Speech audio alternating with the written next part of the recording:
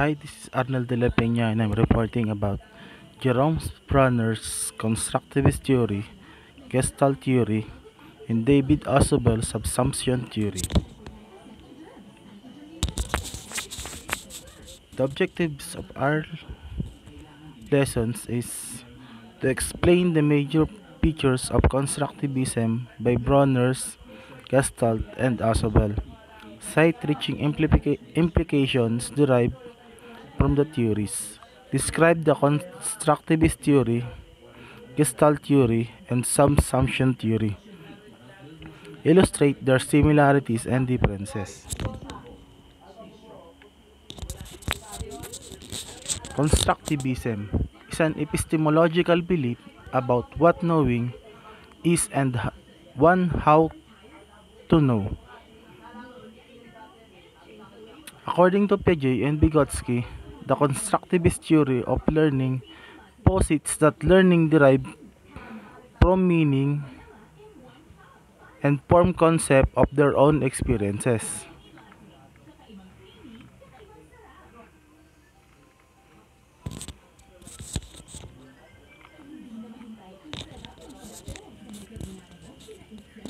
Ibig sabihin, para bang yung mga learners, hinahayaan natin silang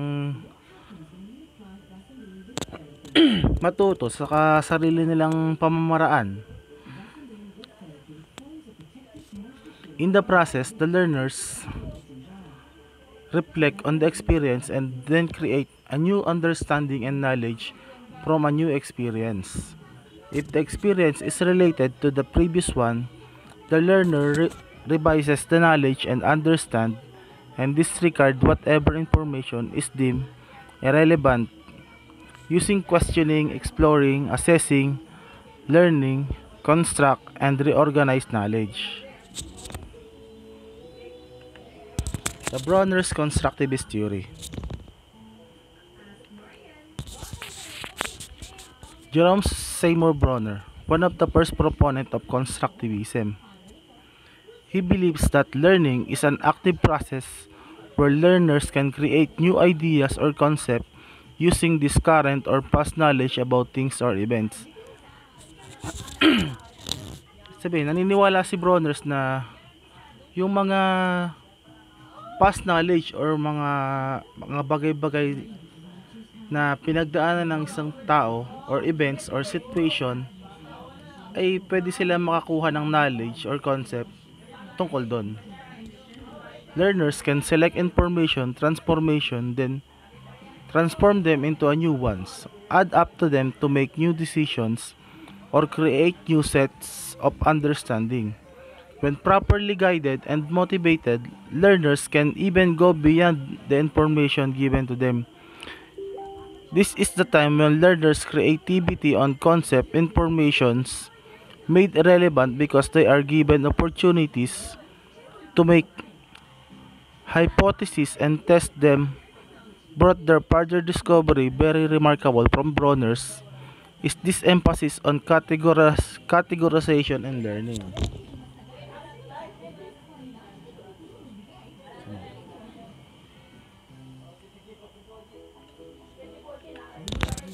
To perceive is to categorize, to conceptualize is to categorize, to learn is to form categories.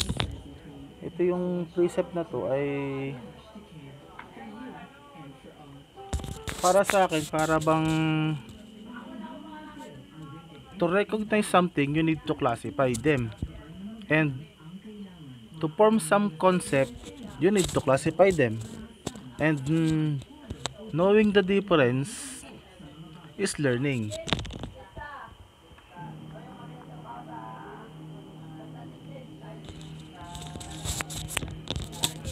Categorization involves perception, conceptualization, learning, decision making, and making inferences. Bronner encourages teachers to allow students to discover concepts by themselves through learning opportunities and activities that allow them to explore and experiment. The learner should never fear committing mistakes. Do sa ano ni Bronner, hindi niya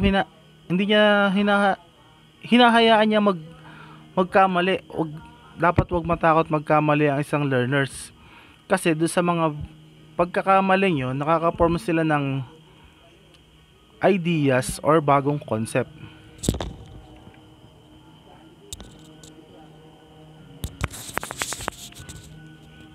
Bronner's emphasizes four major aspects to be addressed during the teaching and learning process. This aspect moderates the process of learning.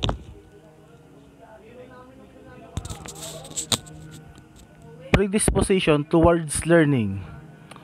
The child readiness to learn is an important aspect to consider in learning concept and skills.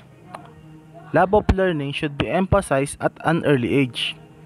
One of the factors that can contribute to this is the parent and teacher influences on the child. When both parents and teachers provide enjoyable opportunities for exploration and play, the child can discover concept in interesting way. Ibig sabihin, pag hinahayaan natin yung mga learners natin or mga bata, nakaka-discover sila ng bago or concept. With the guidance of teachers in school and provision of appropriate learning materials, spontaneous exploration bring about learning of new concept.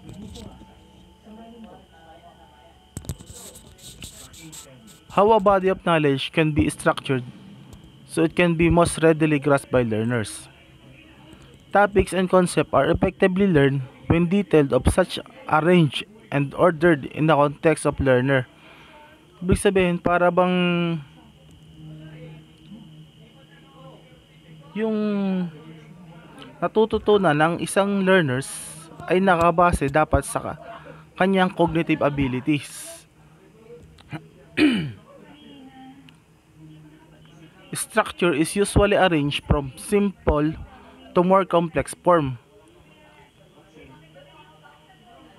Ibig sabihin, yung mga natututunan dapat ay simula sa madali hanggang sa pahirap. And patterns are also based on what recognizable or familiar to the learners than to those who are new to them. Number 3. The most effective sequence in which present material. Sequencing of presentation is a part of teachers' innovation in teaching.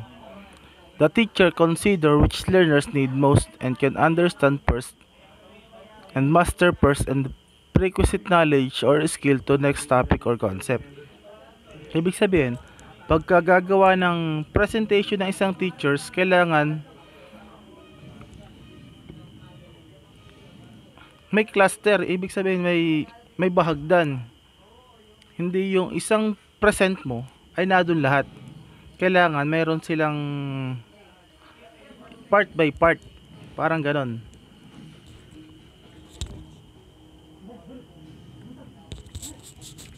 The nature and pacing of rewards and punishment. Rewards and punishment should be selected, and that whenever they are given to learners, they should know and understand why they are rewarded. Halimbawa, nakakuha ng mataas na marka yung isang bata, they need rewards. We should provide rewards. And hindi naman ibig sabihin na pagka nakakuha ng mababa, ipapunish natin. Kailangan nila ng encouragement para sa akin.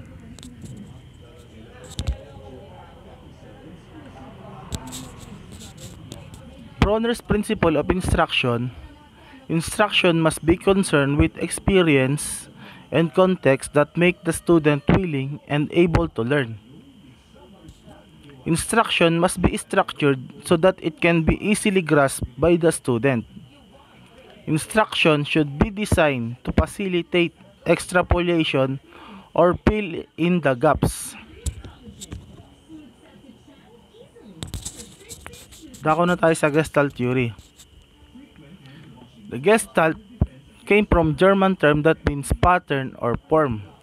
Gestalt psychology was introduced in 1912 by Max Wertheimer. He is a German psychologist who believed that a whole is more than just the totality of its part. The focus of this theory was on grouping.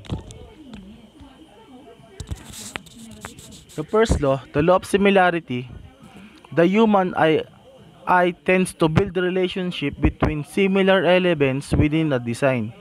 Similarity can be achieved using basic elements such as shape, color, and size. The fact that we are link things that are similar and treat them like distinct group is the law of similarity. Kagaya nitong sa example, yung mga letters na G, G, G, H, H, I, J, J, J. Sa unang tingin, ika-classify agad natin siya as apat na linya ng mga letter. And hindi na natin mapapansin na siya pala isang na nakakolumn din siya as isang, dalawa, isa, isa, dalawa. Tiningnan lang siya natin as isang linya ng apat na letter. Sa law of proximity naman, the law of proximity states that the object are near or proximate to each other to be grouped together. Kagaya doon sa example, yung mga bilog-bilog. Sa law of proximity, tinitingnan natin yung mga magkakasama as a group. Pero pagka mayroon nakahiwalay na halimbawa doon sa pangalawa, nagiging dalawang grupo na kasi dalawang magkakasama. Nagiging dalawang grupo. Sa law of proximity, tinitingnan natin yung isang bagay na magkakasama as part of a group. Isang group lang siya. Next naman, law of continuity. Elements that define smooth lines or even curves are also grouped together. Sa law of continuity naman, we perceive lines as part of continuous object in order to minimize abrupt changes. In this composition, we perceive two overlapping wavy lines instead of three shaped lines linked together. Dito sa example na to, tiningnan lang natin siya as dalawang wavy lines. Hindi na natin tiningnan na sila ay tatlong shape na magpinagsama.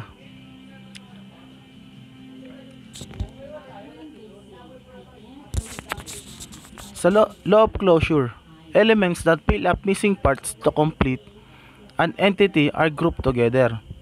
Dito naman sa law of closure, we tend to see the bigger pictures even na may mga gap sa kanila. Hindi na natin pinapansin yung gap at we tend to see the images as a bigger picture. That is the law of closure.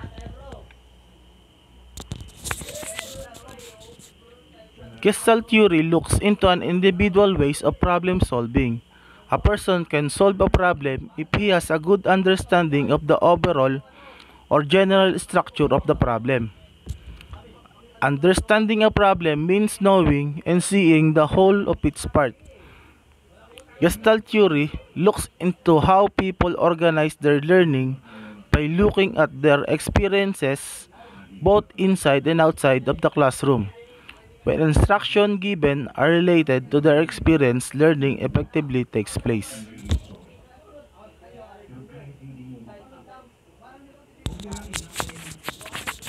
Sa Gestalt theory, parang we perceive things as a group. Yun lang pagkakaano ko sa Gestalt theory.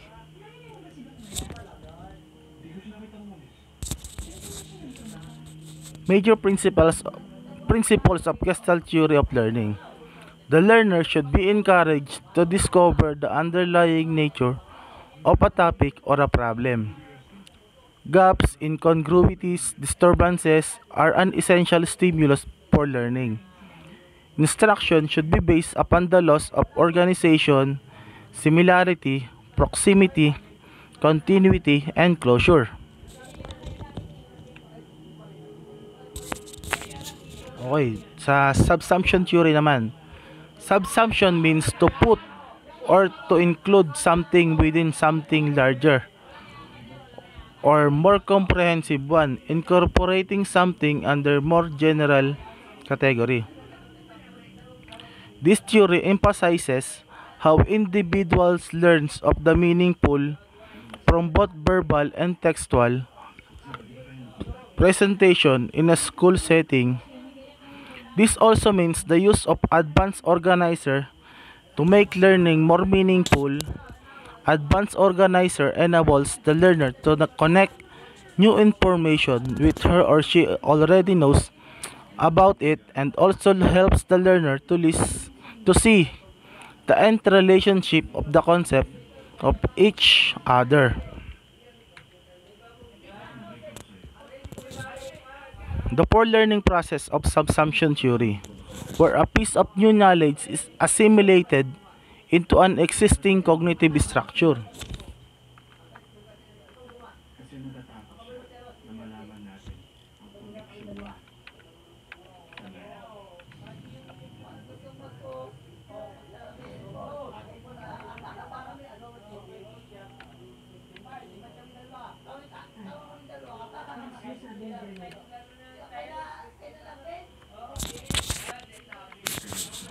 The first is the derivative subsumption. A new concept learned is an example of a concept do have, that you have already learned before. Para bang yung new concept, parang ina-associate lang natin siya sa mga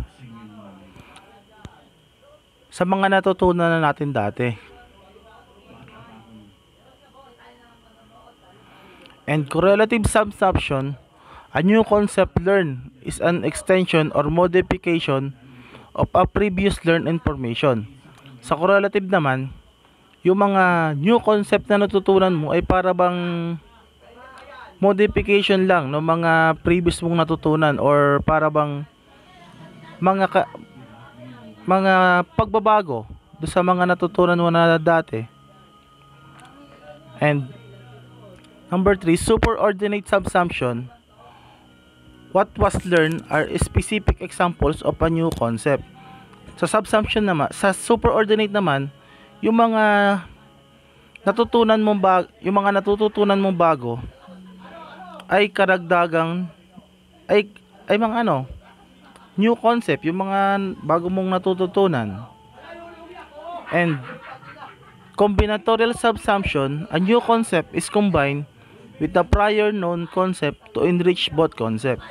Ibig sabihin, sa combinatorial naman, yung mga natututunan mong concept ay ikino-combine mo lang do sa mga dati mong concept at enrich. Ibig sabihin, pinagyayaman mo lang yung bago at saka yung luma mong mga natutunan. And that's it. Thank you.